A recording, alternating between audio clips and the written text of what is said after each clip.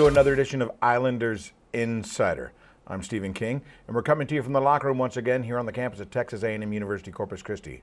We're going to be talking some Islander basketball with head coaches Willis Wilson and Royce Chadwick, and we also have a special feature focusing on Islander tennis. That's all coming your way in just a moment. We're going to talk some men's hoops right now, though, with the head coach, Willis Wilson. How you doing, sir? I'm doing well. How are you? Very good. First off, congratulations on an opening night victory over Our Lady of the Lake. Let me ask you this. This is more of a general question more than anything else.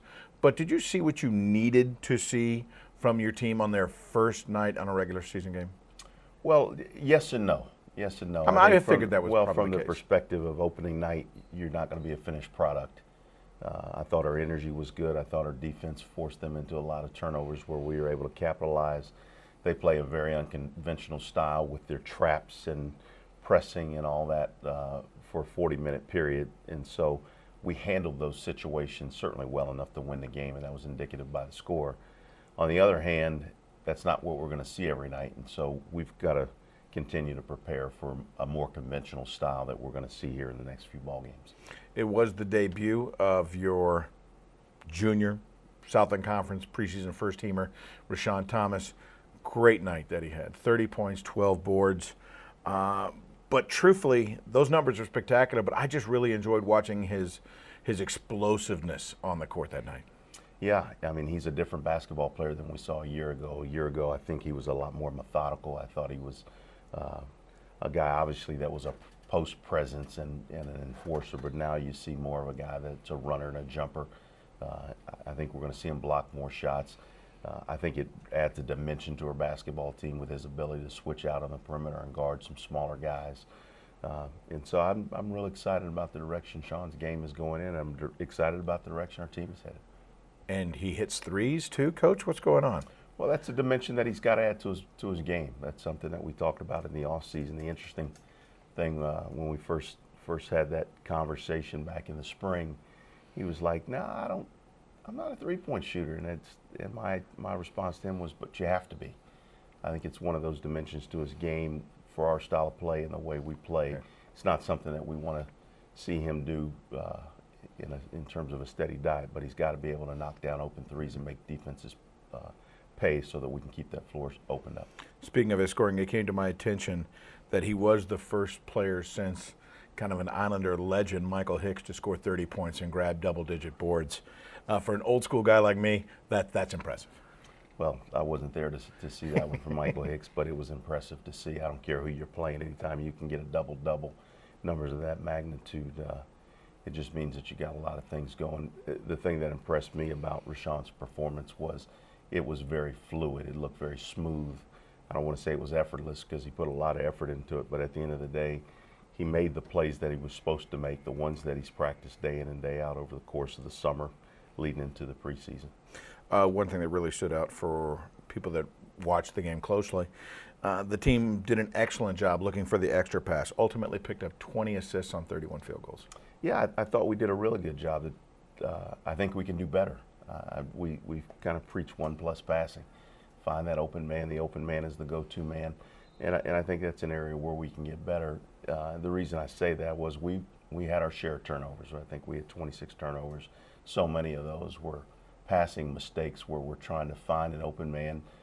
In a lot of those instances, the man was open, but the guy that threw the pass was not the guy. We should have made one more that would have led to more assists for us. Listening to Brandon Pye in a post-game interview, he mentioned sticking to the process when talking about being ready once his teammates locate him for his shot. You know, that word process comes up once again. Is it good to hear your players, know that is ringing inside their heads for them to actually come out and in a situation like that, in an interview, talk about process? Well, it just shows the value that the players have placed on the progress that we've made. They understand that you don't show up and just because you play hard, you get better.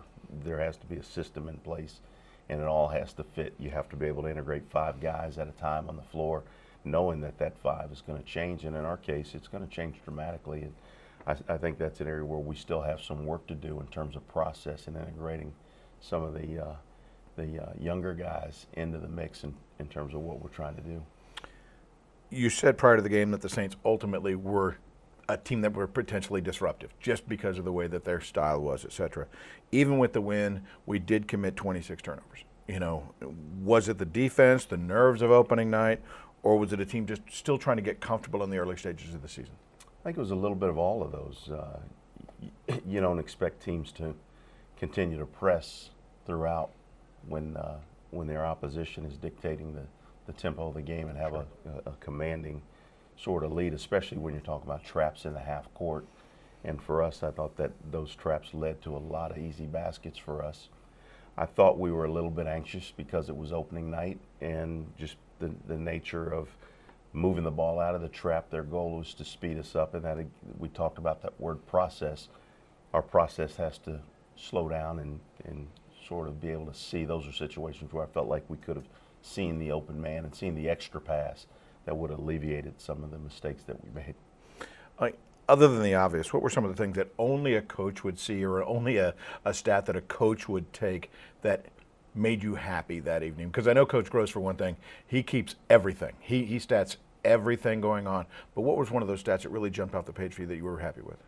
We had, I think we had 7, maybe 8 situations where we were able to get a minimum of 3 stops in a row from a defensive standpoint. Defense is going to carry our basketball team. It's going to create a lot of opportunities for us. One of the things that, going back and looking at the tape, that I was able to recognize is how good we were in transition. It's hard to be good in transition when your opponent is scoring consistently on us. I think there was only one one stretch that came to mind where they scored 3 times in a row. That's something that we really want to try to eliminate those and keep those to few and far between opportunities. Well, you have a big week coming up with games at Texas A&M and at Texas as part of the Battle of Atlantis tournament. By the time this show airs, your team will have probably already taken the floor at the Reed Arena in College Station, and on Sunday you're heading to the Irwin Center. It's going to be Coach Smart's first home game. At this stage of the season, are these 2 games kind of the ultimate litmus test for your squad? I'd say that they're important games from the standpoint of us finding out about who we are. Litmus test, I'm not sure. It's a long season. There's a lot of basketball to be played. It's not our goal to go in there and play perfect basketball. Our goal is to go in there and be as good as we can be, play that level 5 championship caliber basketball that we're capable of playing, try to extend that for a 40-minute period. That's what it's going to take to win against good teams night in and night out. And so it will be a nice test for us, but ultimately it won't be mistake-free. And I don't expect us to play mistake-free. What I expect out of our guys is to be able to play above the mistakes and maintain our intensity and focus and process. Process. It always comes back to process, doesn't it? Coach, good luck to you. Thank you. Willis Wilson joining us here once again in the locker room. Big week for Onator basketball coming up. When we come back, we have a special feature focusing on Onator tennis and a weekend Pro-Am they competed in just recently. Stay with us. More to come. Onator Insider continues. Lung cancer is the leading cancer killer in both men and women. Because most cases are diagnosed in the most advanced stage, early detection is the key to survival. Are you between the age of 55 and 74? Have a smoking history of at least 30-pack years? Radiology and Imaging of South Texas and Christus Spohn Cancer Center have joined together to offer affordable lung cancer screenings. Call 1-855-557-7646 to schedule, because what you can't see can kill you. At Navy Army, we're proud of our military roots, but you don't have to be in the military to be proud of where you bank. If you live in South Texas, chances are you can join. Each year, we welcome thousands of new members looking for a better way of banking. So carry that card with confidence, because we take your financial success seriously. At Navy Army Community Credit Union. Does your bank do that?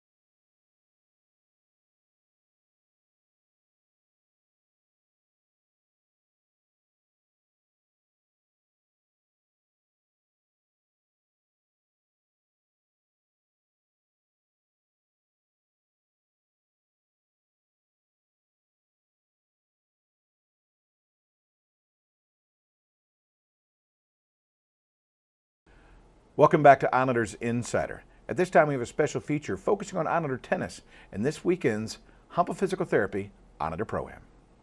I really feel the Corpus Christi tennis community is the premier tennis community in the nation. And we have a great example of that here. We have what I call pillar people that just believe in this program and support this program. And Scott Humpel Physical Therapy, is certainly at the top of that list. They are always behind the scenes, encouraging, supporting us. This is a fundraiser. You know, our team was number 40 in the nation in Division I last year. But I believe the reason that a lot of people support this team is what they stand for.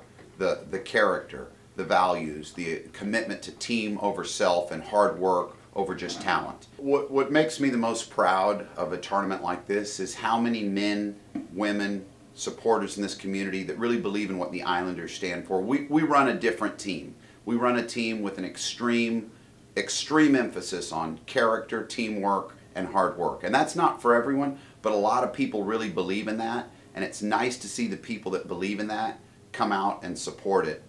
It's probably the way these men run their businesses, the way these women run their businesses, the way they believe in living their life. And so they see a team that stands for those things. You know, I'm kind of a teacher that's in the medical field, so I run my business that way. I try and teach. I try and inspire the employees to do their best, and then, you know, some of my background with my dad's administrative part, I become an administrator somewhat of the business. But, you know, there's always those core values of what you look for in people. And so, you know, what you look for in an employee is the same thing Steve will look for in an athlete. So when he goes out and looks for people to come here to play on his team, he's looking for people that, you know, are fighters, they work hard, they have a good attitude, they get along well with others. And so, you know, when you bring in a program like this at this level of tennis to a community like Corpus Christi, it gives the whole community something to rally around, to come out and watch, to be inspired, to bring their kids out to watch this type of you know, level of play. So, you know, I've watched the tennis in this community change a lot over the last 20 years with my kids, and we have so much better youth tennis here than we did 10 or 15 years ago. More good players, better players. Now when players from Corpus Christi go, you know, to supers level junior tournaments, people don't just think they're going to walk on the court and beat you because you're from Corpus Christi. My name is Dale Pattison. I'm an assistant professor of English, and I'm a former competitive tennis player. And, you know, Steve Moore, the coach of the tennis team here, has been nice enough to let me play with some of the guys over the last 2 years since I got here. And this is my first time playing at this Pro-Am, but off to a good start and feeling great about it. Bunch of good guys out here, and I like supporting this team because, you know, they sort of come back and I think they've embedded themselves in the community in a great way. So it's a good way for me to get involved with campus athletics and just doing something I love, which is playing tennis and staying up to date on it.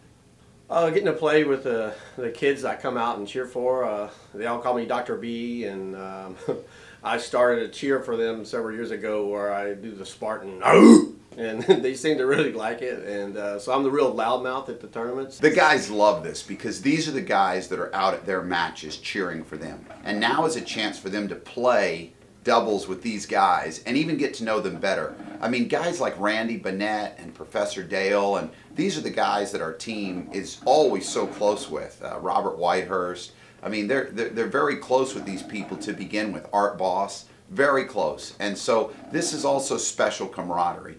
These are the people in the community that I consider leaders in this community that also really believe in the Islanders' values, the way that we run the tennis team here, and coming out and just having that special camaraderie with the players. This is a special part of our program. Hey you, couch potato, what are you doing at home? This is where the action is. These seats are great. I can even yell at the coach from here. Hey, coach! Hey, coach, these are great seats. I know, and it's a great game, too. I wish I could sit here. Hey, who's coaching the team? Islanders basketball season tickets are on sale now. Call 825-BALL or visit GoIslanders.com to order yours today. All right, everybody, if this doesn't get your toes tapping, then check your pulse.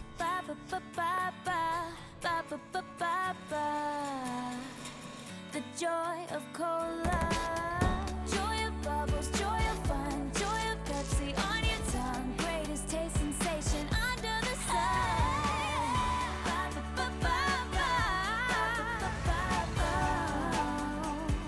Pepsi Cola.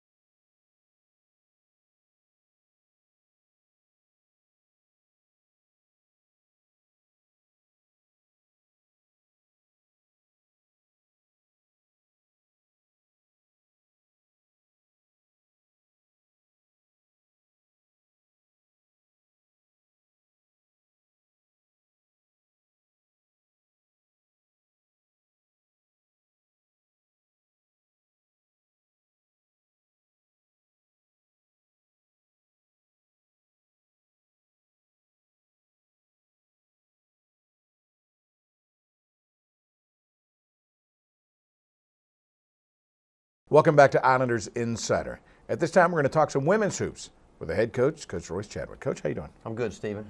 Tough weekend for Islander women's basketball. They competed in their home tournament, the Hampton Inn and Suites by Hilton Corpus Christi Islander Classic. One thing that can be said for sure about the tournament is there were some great teams in this tournament, that's for sure. There was a lot of talent on the floor and a lot of great basketball displayed. Well, I thought East Carolina was head and shoulders above everybody else. They were about 12 deep. They had a couple of kids on that team that we had recruited that we couldn't get on campus, so we knew what kind of talent they brought to the floor, and they are individually exceptional. We had to play team together to make that happen, to stop them. Unfortunately, they kind of got in our grill early, and we didn't handle the pressure, and the first quarter really got out of hand. After that, I thought we kind of settled in, and we played a little bit better, but the lid was on our basket, I thought, for the whole tournament. I think we ended up shooting 24% about as a team. Our leading shooter right now is a 30% shooter, and we have girls on this team that hold records here at Texas A&M Corpus for three-point shooting, but yet we didn't shoot it very well, and that has to do a lot with their defense. Offensive flow, it was the issue of the weekend. There were stretches in each game, in particular the second quarters of each game when the squad was connecting, but for the majority, like you said, it just seemed like it was too difficult to get the ball in the hole. Well, first of all, you start the game with what you feel like are your most prolific five, and then when you start subbing, which ends up being in that second quarter where you have a lot of people in there, you hope that your level rises a little bit if you have good depth. And we didn't play very well. Then when we subbed, it really went down. So it was kind of a sad situation, but it's a long season. We have 27 regular season games left. What did we learn? If we learned nothing from this weekend, then the adversity didn't help us develop any character. So we are working right now in our practices to take this adversity, turn it into a character development, and get tougher and better. And it's a life lesson, and hopefully we'll be able to turn around and show a better basketball team. Well, what are your star players throughout the last couple of seasons, Kamisha Davis? She did have a difficult weekend. And I think you said the term earlier, which really relates to what she had this weekend. She had one of those weekends where, like you said, there was a lid on the basket for her. It didn't matter if she was shooting 8 feet or if she was shooting 2 feet. Somehow or another, it would find its way to rim out. It was kind of mind-boggling at times. I think what happened in both games, physical. The first game was exceptionally physical. They got a 6'4" girl in the middle of the lane who is wide, long, and covering a lot of territory, and we're not the biggest team. I think we looked and thought, oh my gosh, she's huge, and we didn't go underneath them. Then the next night, it was a situation where every time we came in the lane, somebody got hit in the mouth, and so we quit going in the lane. And you have to respond to that in a better way than we did, and hopefully we'll work on that, and our toughness will improve as we go through the season. How would you rate the progress of your two returnees, Shola Adebayo and Brittany Pomalu, in their first regular season action?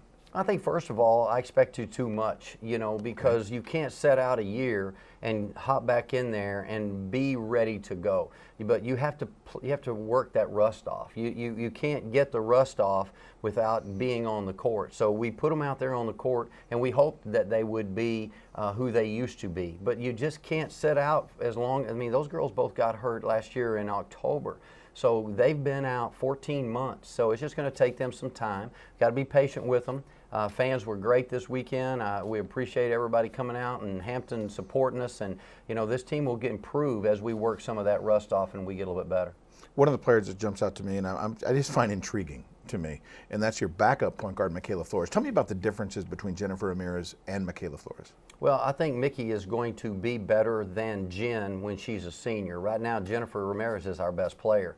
But Jen didn't come in here and right away be the best player out on the court. She has worked, she's developed, she's become coachable, she's become a team leader, and Mickey is a pretty good practice player, but when the lights have been on, she has really shined. So if she's going to be a great player, what she has to get is, I got to be a great player every single day. I told her today, I said, Mickey, in 4 years, you got 800 practices with me. In 4 years, you got 100 games. So are you going to be good 100 times or 800 times or 900 times? Let's pick one of those. Everybody that plays this game wants to be good every time you step out there on the court. So be a good practice player, and it will make you a great game player.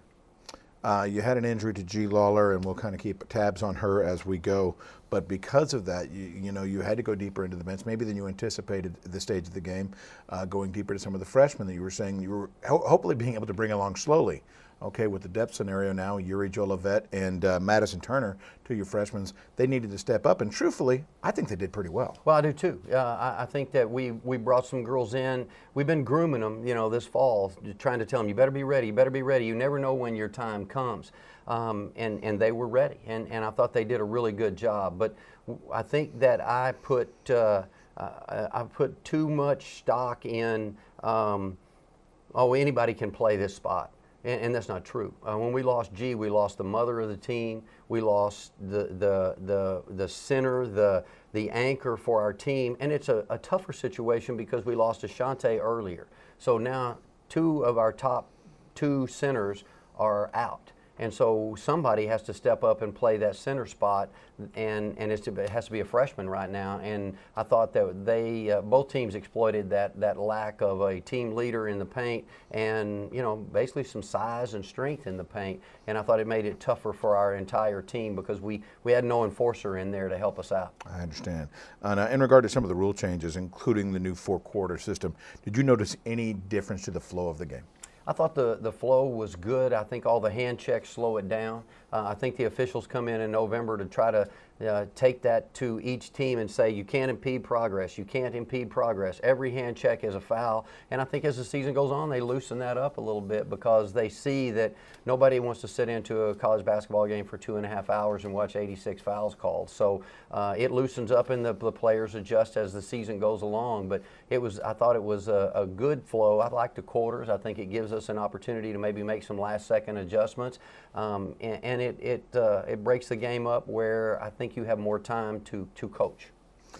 With this broadcast airing on Thursday and the next game to follow being Western New Mexico at the American Bank Center, what absolutely do you need to see from your team that night? I mean, I'm just talking stepping stones of progress. Yeah, absolutely. That's what we need. I mean, we have to get better. We have to play better. We had 7 turnovers in the first 6 minutes of the game the other night. If you turn the ball over 7 times in the first 6 minutes, you won't be successful. So we have to execute, and we didn't execute like we should have. We have to be tougher with the basketball, and we're going to make some changes with our starters so that we have what we feel like. As a coach, sometimes you start playing people that have the potential to perform. We're not going to do that. We're going to play the people that are performing. Those people with the potential that aren't performing to their potential have to sit for a while, and hopefully they'll wake up and say, hey, I'm a better player than I played, and I'm going to play like it. So that's our plan as coaches. Well, some challenges ahead, but I know that fans are ready, willing, and looking forward to the opportunity to see them once again on the floor. And Coach, all I can say is best of luck to you. Thanks a lot, Stephen. Royce Chadwick joining us once again here in the locker room. When we come back, we'll bring you up to speed on what's next for Islanders athletics. More to come on Islanders Insider.